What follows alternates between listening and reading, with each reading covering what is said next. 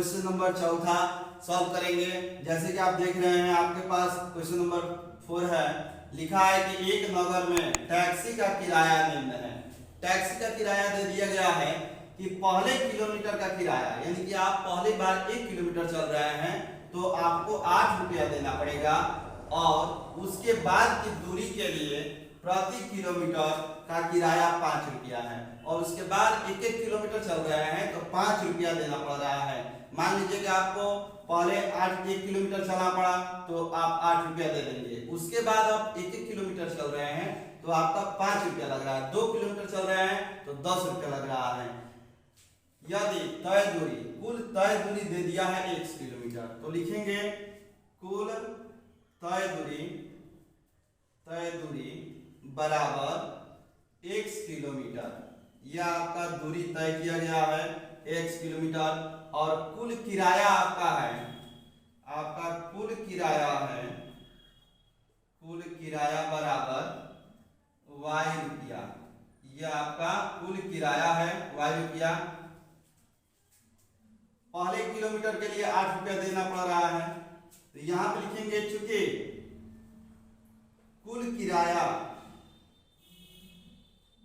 बराबर y रुपया, कुल आपको y रुपया किराया देना पड़ रहा है। अब यह किराया कैसे दे रहे हैं, तो पहले तो 8 रुपया आपको देना पड़ेगा, क्योंकि लिखा है कि पहले किलोमीटर का किराया 8 रुपया है, तो पहले किलोमीटर के लिए 8 रुपया दे दिए। उसके बाद आपके पास 1 किलोमीटर टोटल दूरी है, कुल दूरी आपका 1 किलोमीटर है, जिसमें से आप 1 किलोमीटर का किराया दे दिए हैं। तो जब 1 किलोमीटर में से 1 किलोमीटर का किराया दे दिए हैं तो आपका कुल दूरी अब बचेगा x - 1, क्योंकि 1 किलोमीटर यहाँ पे आप किराया दे दिए हैं तो अब उसको नहीं देंगे। अब इसके बाद वाला किराया, क्वेश्चन कह रहा है कि इसके बाद वाला किराया जो है 5 रुपए के हिसाब से लिया जा रहा है। तो इतने किलोमीटर बचा तो इसको आप 5 रुपए के हिसाब से किराया देंगे, क्योंकि 1 किलोमीटर का 5 रुपया, तो इतने किलोमीटर का 5 से हम गुणा कर दिए हैं, और यही टोटल y के बराबर हो गया, यानी कुल किराया के बराबर हो गया है। अब 5 से इसमें गुणा करेंगे तो ये हो जाएगा 5x - 5 बराबर y, या आप इसको लिख सकते हैं 5x, 8 में से 5 जाएगा 3 हो जाएगा बराबर y, या लिखेंगे कि 5x - y आप +3 बराबर 0।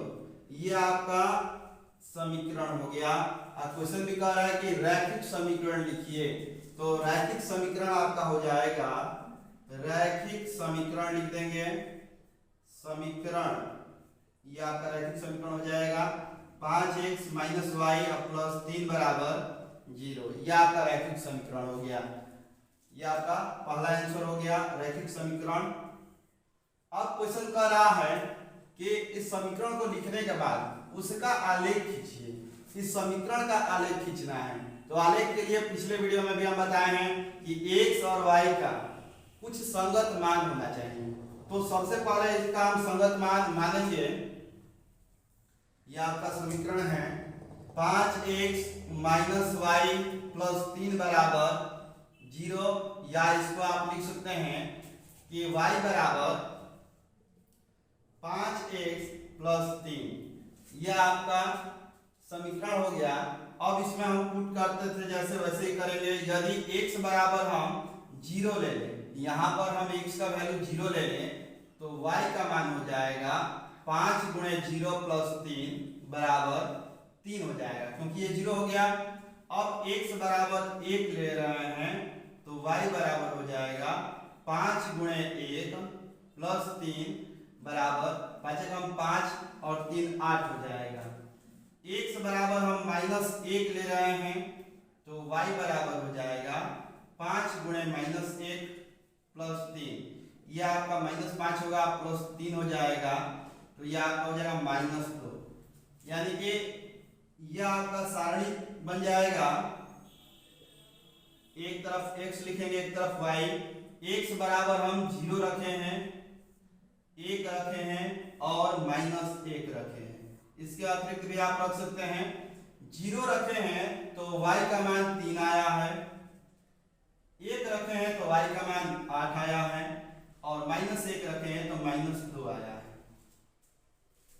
अब इसी का हम एक आलेख बनाएंगे। यह आपका बिंदु हो जाएगा, निर्देशांक बिंदु हो जाएगा 0, 3, 1, 8 और -1, -2। अब इसको हम सॉल्व करेंगे।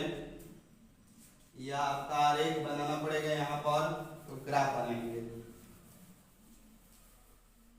चलिए इसके लिए ग्राफ बनाया जाए। ये आपका y अक्ष हो गया, ये आपका x अक्ष हो गया। ये आप बना लेंगे x डैश, ये आपका y डैश। ये आपका मूल बिंदु है 0, 0। यहाँ पे आप पॉजिटिव लिखेंगे 1, 2, 3, 4, 5, 6, 7, 8। या अधिक भी लिख सकते हैं आवश्यकता अनुसार। इसमें भी आप लिख देंगे 1, 2, 3, 4, 5, 6, 7, 8। 7 इसको और बड़ा कर लेंगे 8। यह आपका y हो जाएगा। इधर भी -1, -2, -3, -4, -5।